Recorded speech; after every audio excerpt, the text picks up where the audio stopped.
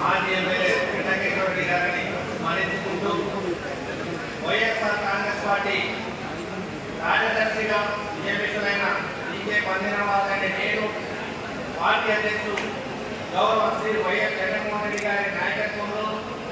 క్రమశిక్షణతో పార్టీ నియమ నిబంధనలకు కట్టుబడి పనిచేస్తానని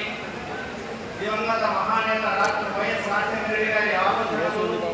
ఆశయాల సాధనని లక్ష్యంగా పార్టీ ఆకాంక్షలకు అనుగుణంగా వ్యవహరిస్తానని పార్టీ ప్రతిష్టకు భంగం కలిగించే కార్యకలాపాలకు పాల్పడనని పార్టీ నాకు అప్పగించిన ఈ బాధ్యతను నిజాయితీతో చిత్తశుద్ధితో మనస్ఫూర్తిగా నిర్వహిస్తూ పార్టీ అభివృద్ధికి పాటుపడి శ్రీ వైఎస్ జగన్మోహన్ రెడ్డి గారి నాయకత్వంలో వైఎస్ఆర్ కాంగ్రెస్ పార్టీని తిరిగి అధికారంలోకి తీసుకురావడానికి నా సర్వశక్తుగా కృషి చేస్తానని దైవ సాక్షిగా ప్రమాణం చేస్తున్నాను. ఈరోజు ఇక్కడ నిలబడి మాట్లాడడానికి అవకాశం కల్పించిన శ్రీమతి పుట్టారెడ్డమ్మ మేడం గారికి, అలాగే హర్షవర్ధన్ రెడ్డి గారికి, అలాగే ఎర్రగొండ జగన్మోహన్ రెడ్డి గారికి సభాముఖంగా కృతజ్ఞతలు